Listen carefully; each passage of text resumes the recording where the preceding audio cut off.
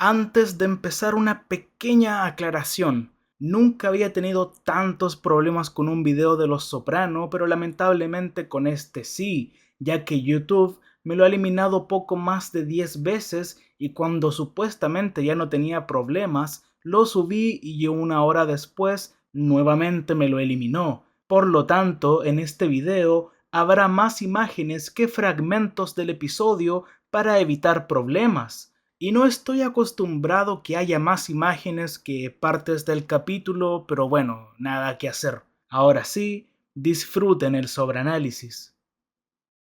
Capítulo 5, temporada 1, episodio que fue muy innovador en su tiempo porque ningún protagonista de una serie había asesinado a alguien con sus propias manos de esta manera cuando recién está empezando el programa. De hecho, HBO no quería que David Chase hiciera que Tony matara a alguien, puesto que es el protagonista, ya que pensaban que la audiencia iba a odiarlo, pero Chase no estaba de acuerdo, porque creía que si Tony lo dejaba con vida, los espectadores sí iban a odiarlo. Y esta decisión no solo ayudó a la evolución de Tony a lo largo de la serie, sino que además ayudó a la creación de personajes principales de otros programas que podríamos considerar antihéroes, como es el caso de Tony Soprano. Y estoy hablando de protagonistas de series como Mad Men, Breaking Bad, Dexter, etc. Y bueno, aunque este episodio para muchos no sea la gran cosa, hay otro gran grupo que piensa que es uno de los mejores de la serie. Además, el mismísimo creador de Los Soprano, David Chase, el que mencioné antes, dice que es su capítulo favorito, no solo porque es bueno, sino porque si le agregamos unos 40 minutos más, fácilmente podría pasar como una película independiente del género noir de los años 40. En fin, comencemos con el sobreanálisis de este capítulo, donde hablaré de los puntos más importantes, y recuerden que hay spoilers. Todo comienza con este giro de cámara donde vemos a Tony, y es muy inteligente que el episodio empiece así, pero me temo que tendré que explicar casi al final por qué fue una buena decisión comenzarlo así. Ok, Tony está esperando que su hija salga de la universidad y se van a visitar otra. En el camino, ella le pregunta sobre si está en la mafia y la reacción instintiva de Tony es negarlo todo. Sin embargo, cede y admite que una parte de sus ingresos proviene del juego ilegal y otras actividades. Luego, cuando está cargando gasolina, ve una cara conocida, Phoebe Petrulio, un ex miembro de la mafia criminal Dimeo que se convirtió en un informante de la DEA y fue reubicado bajo el programa de protección de testigos. Tony decide seguirlo, pero no puede porque está con su hija y en el hotel le pide a Chris que vaya a un teléfono público. Una vez ahí, le ordena que investigue la placa del coche y que se quede ahí toda la noche para que lo llame más tarde. Esta es la vida de Chris en pocas palabras, y simbólicamente siempre tendrá una nube negra sobre él durante todo el programa. Por eso es bueno ver esta lluvia en el capítulo, porque esa nube oscura sería Tony, quien siempre estará acechándolo, al igual que con Carmela. Y a medida que avanza la serie, veremos cómo Chris queda atrapado por su lealtad a Tony. La vida de la mafia no es como en las películas que ve, y si este capítulo ejemplifica algo, es que la influencia de Tony es tóxica para todo lo que toca, sin importar la distancia. Un buen ejemplo es Chris, ya que está bajo la lluvia cumpliendo su trabajo, pero eso no es nada comparado con Petrulio, quien cambió su nombre y se mudó a un estado diferente, pero aún así no puede escapar de la venganza asesina de la mafia. Por otro lado, tenemos la trama de Carmela, quien está enferma y la visita al padre Phil, mientras AJ no está. Con esta subtrama podríamos decir que hay un contraste entre Phil y Tony. Este último fue un buen padre en el capítulo, puesto que decidió no perseguir a la rata porque estaba con su hija. Básicamente hizo lo que un padre haría, proteger a su hija, porque su futuro es más importante. Además, él la protegió parcialmente de la fea verdad sobre sus conexiones con la mafia y reaccionó de buena manera cuando Meadow le confesó que consumió metanfetaminas para sus exámenes.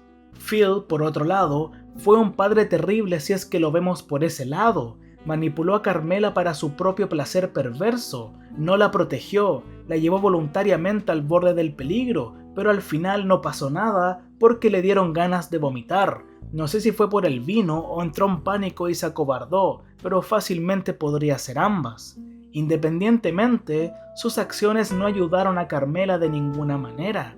La escena en la que Tony estaba metiendo a Meadow en la cama se intercalaba con la escena de la comunión entre Carmela y el padre Phil, que contrasta entre un padre amoroso y protector y un tipo cornudo manipulador impulsado por su pasión y dispuesto a violar la sagrada confianza depositada en él. Con esto no estoy diciendo que Tony sea el mejor padre de la televisión, sino que en este capítulo tuvo buenos momentos como padre, pero a la vez no tanto, porque hasta habló con su amante casi al lado de su hija.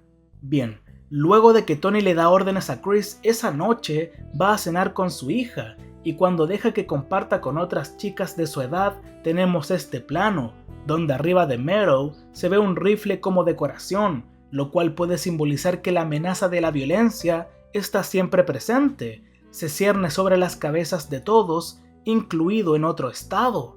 Ahora con Meadow ocupada, Tony puede investigar un poco sobre la rata y da con su casa, gracias a la ayuda de Chris. Claramente se puede ver que Tony no le importaba que estuviera con su familia. Si quería, podía esperar para matarlo, pero un perro empezó a ladrar y se tuvo que ir, alertando a Petrulio para que investigue por su cuenta. Luego, Tony va a su negocio para confirmar por otro lado que es la rata que busca, y lo pudo hacer gracias a este busto de madera con labios grandes que hizo Petrulio.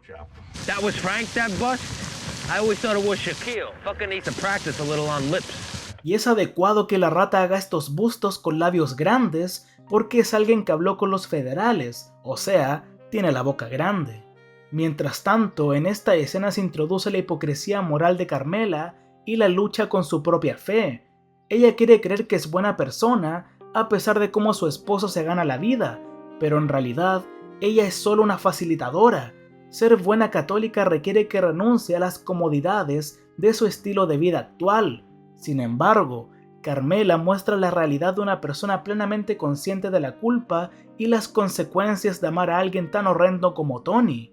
Claramente está con mucha culpa interiorizada, pero también sigue mintiendo. Y esto es un tema recurrente en la serie y en el episodio: estar atrapados y negarse a dejar el estilo de vida que hemos elegido para nosotros mismos. Siguiendo con Petrulio, finalmente da con el paradero de Tony, pero al verlo con su hija, como que entre comillas lo perdona. Nada que ver comparado con Tony, porque aunque haya visto a su familia, igual lo hubiera matado. David Chase compara este momento entre Tony y Carmela. Tony apenas evita ser asesinado mientras acompaña a su hija borracha de regreso a su habitación, y Carmela también esquiva una bala, por así decirlo, cuando Phil siente náuseas por el vino justo cuando están a punto de besarse. A la mañana siguiente, Tony deja a su hija en la universidad y se va a matar a Petrulio, mientras que él intenta contratar unos asesinos para que se encarguen de Tony, pero se niegan. Una vez solo, Tony aparece para estrangularlo y luego de matarlo, se queda viendo unos patos volando. Si recuerdan, en el episodio 1, la doctora Melfi dijo que los patos representaban su miedo a perder el control y su familia. Por eso cuando se fueron, Tony tuvo su primer ataque. Él ha estado tan ocupado con las cosas de la mafia que realmente no ha tenido muchas oportunidades de reflexionar sobre el hecho de que pronto perderá a su hija cuando se vaya de la casa. Y al mismo tiempo está teniendo un raro momento de autoconciencia, reflexionando sobre el hecho de que acaba de asesinar a alguien y realmente no tenía ningún tipo de escrúpulos morales al respecto, y reconoce un poco de pérdida de control sobre eso, aunque significativamente menos sobre Meadow.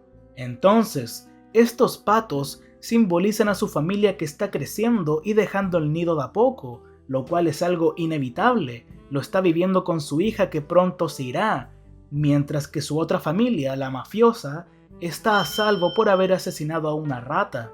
Tony eligió a esa familia en vez de su relación con su hija, puesto que nuevamente le miente cuando le pregunta sobre qué le pasó en su mano.